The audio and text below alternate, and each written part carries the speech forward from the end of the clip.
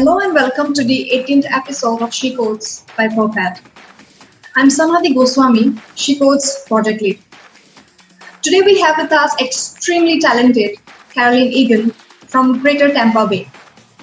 She is the founder of Kinstack, a technology company and an award-winning technology leader. She has some brilliant industry expertise from education, services, national financial institutions, and to many more. Carolyn is a remarkable experienced executive possessing a deep understanding of trends and analysis with a strong background in marketing, coaching, organizational development, retention, and sales growth. Today, she is here to share her journey of success as a tech woman. So please welcome Carolyn.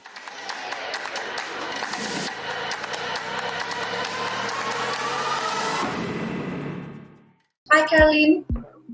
Hi there. So it's lovely to have you on She Codes. Yeah, thank you so much for reaching out. I'm curious, how serendipitously we connected. Really glad. Yeah. So tell us something about yourself, about your hobbies, about your passion, and we would also like to know about your learnings and challenges as a tech woman so far. First, again, thank you for reaching out to me. I'm flattered, honored, and I'm super passionate about girls getting more into the engineering science, especially out west, because there's a big divide. A lot of my time is building a startup, right? So a majority of all my free time is spent doing that. Along with, I have a family. I have 2 kids that are back in school, so there's lots of homework, and they have some extracurricular activities as well. But I would say the word hobbies is more of my passion. To your point, is solving problems. One specific problem I've been working on with my company, Kin Technologies, there's a product in there to organize all of our personal data into a meaningful way and to be able to visualize it.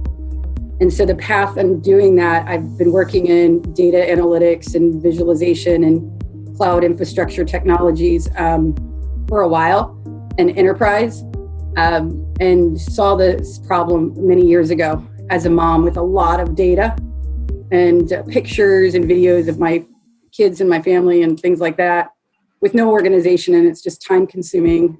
And so that's what spawned me to say, this is a problem for me. It's something that I need to solve for other parents. And Kinstack can be meaningful to a lot of people in different ways. But I picked parents specifically because we just have a lot of data. I'm a parent. And the reason and what I'm going to do with the visualization and how Kinstack functions is starting with one target market and moving from there. So there's a lot of I just gave industry speak, so I apologize for that. But that my passion is really around visualization of data, because the more we know, the better decisions we can make, right? And be able to have different experiences around it. I'm also very passionate about data in the home and being able to use it in an interactive way with robotics and home automation. But that's definitely future state. But I think that a lot like in the beginning of computers and the advent of the internet, we're on the cusp of robotics, AI, and machine learning to really use that in a meaningful way to make our home lives just that more easy and interactive. And I think, and I can visualize the Jetsons, it's an older cartoon. They have a robot that does a lot of stuff for them in their house, but interacts with them as if it's a family member. So I think that there's an opportunity and there's something there, future state, for where we're at currently, kind of in that advent of data and advanced analytiks and home robotics. So the moment you say that your passion is, visualizing data, it itself sends out a great message to the all women professionals out there, right? So moving ahead, my next question to you is, what was the motivation that made you think that you're going to start your own technology venture? Yeah. So entrepreneurship is a lot like, I'll use the example of visiting a theme park, that rush or that adrenaline, you can't wait for that ride. And then you get on the roller coaster and you thought, what have I done? This is terrible. This is scary. And then you get halfway through it, you're like, this is great. And then you get off and you want to do it again. So that's how my brain is wired. And I think if we looked at a lot of different entrepreneurs, there's traits that we innately have. And so the choice for me to build my own company and my own product, I don't think it's my choice. I think it's more of I'm channeling the creative design and problem through me. And if when I've talked to artists across the board, so there's an art and there's a science to a lot of stuff, including data and visualization, right? Design of hardware and software and UI UX design, right? It's that art piece that is inspiring. So if you were to ask an artist what motivated them to get up in the morning or stay up really late and sculpture and plan for this large sculpture for people to connect with around a certain situation or celebrate something or remember something, it really is that expression and to share and to connect us through our human experience. So that's where I feel like that's the art piece. So I think that we as women in technology can connect with that, and across the board, gender not specific, but as creators, right? And being able to take something that's creative and make it tangible and useful for people. There's the science behind that as well. And that's the piece too, is that my journey into data and analytics is a traditional, my undergrad was not, it was in film. And then I changed my major to marketing. And most of my experience in the enterprise world, I'm going to say my experience, most of my work in the enterprise world isn't on the engineering side. It's on the front end, customer side and sales and marketing and connecting customers and problems to solutions and to enterprise technology, right? Connecting people and problems to technologies to help solve that. So that's where that art piece comes in, and the science is figuring out how that's going to interact with the technology is going to interact with people and the processes. So it's really, so the art and the science piece, if that kind of makes, I don't know, any sense. No, actually, that was really resourceful of whatever you have said regarding entrepreneurship. And keeping a note of what you said regarding entrepreneurship, that it's not all easy, the road is not at all easy. It's filled with challenges and struggles, right? So could you please share with us one of the eventful experience of a very, very complicated challenge that you have had in this journey of entrepreneurship? Yeah, so I look at it like this. We live life and we go down paths and we experience things and we don't know exactly how it's going to unfold. And I can tell you my journey hasn't been road mapped completely. So I've gone on paths that I didn't know exactly how they were going to unfold. So what I've learned over time and having the wisdom and time and experience to be able to look back and go, how did that occur, right? To kind of stop, take a moment and learn from my experiences, mistakes and all, because there's a lot, is that the safe road, like kind of what to expect versus the unknown. I think there's risk in both. So I think if you're going to be an entrepreneur and take the risk of the unknown and do the hard work, and I'll talk about the challenges in 1 second, or not, there's value in both, and it's okay. You can be pioneering in your own path, whether it's building something or following a path. So to be an entrepreneur, there's a group of people in collaboration that I work with to help clear the way to create these new paths. It's not alone. And I think that's something that we think as young adults, we see it's us and we have to do it all alone. And we're going to build this one thing, or we're going to do this one thing that's really cool. And that's not true. It's a group of people. It's contributing, all of us together and working together. I think the biggest risk is playing it safe, because I see the older we get and the more time and tenure we have, the time we look back and go, well, I never did try this, or I never did do this. And you just never know. That is a risk. And I wouldn't want anybody to be able to look back and say, I don't know, right? I didn't try. And when you do try, you'll always learn something. For example, the hard thing too is for young adults across the board, no matter where we are at, no matter who we are, the hardest question, and to this day, whether it's my children or people my age right now, is what do you want to be when you grow up? It's the biggest, hardest question. And there's no right or wrong answer. And there's no one answer. So the risk and the hard and challenging parts is not necessarily choosing one path, being okay with exploring whichever path, whether it's to support an entrepreneur in figuring out your place on the bus together, or trailblazing in the front. But it's almost, when I say trailblazing, it's not like the spotlight on the stage of the entrepreneur.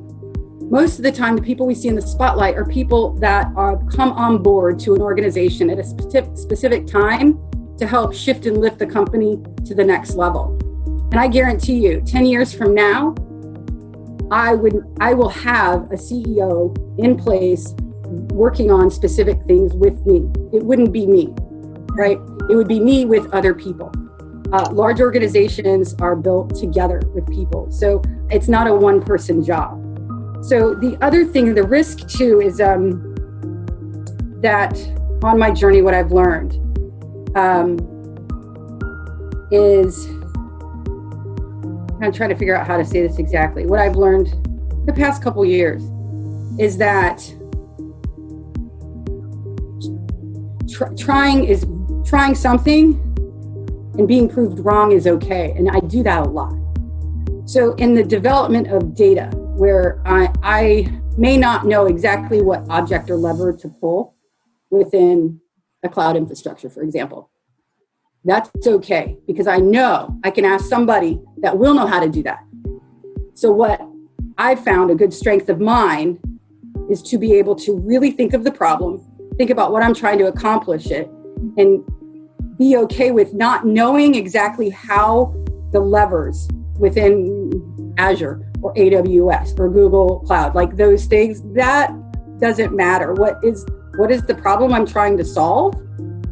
And what does that journey look like? So with that, an example for me is outside of my comfort zone, with the risk of being completely wrong, building out some data logic of what I think would work. And then taking that to somebody that has the experience in those environments and say, can this be done? And I'm not married to, or I'm not attached to an answer. I'm okay with yes or no. The answer is yes in my situation. I'm like, great, move forward. If the answer is no, that curiosity is important. So I'm like, well, why doesn't it work? And then keep tweaking it until it does. I think that we all have that, no matter what our training is, whether we're a chef, whether we're an artist, or whether we're an engineer of cloud infrastructure, or front-end designer, right? Or a full stack developer. We got to try things and figure out what doesn't work quickly so we can move on to the next thing, instead of holding on to an idea that maybe work, not work, and feeling the risk of looking stupid. Like, I'm okay with that, because at the end of the day, I need to know if it's going to work or not so I can adjust it, right? Right. And that's interesting, because I've just read and learned and asked questions, and then said, okay, and created an entire product based on just being curious on how to solve a problem. Right. I mean, that was really, really insightful. And the moment you said that, it's always about evaluating the risks involved. And also, once you're able to add value to these and bring out a valuable outcome, that's where the success of the challenge lies, right? And I can see that one of the greatest character of charismatic leaders is that they want their team to be on the spotlight, right? So that's something really, really inspiring to know from you. Yeah.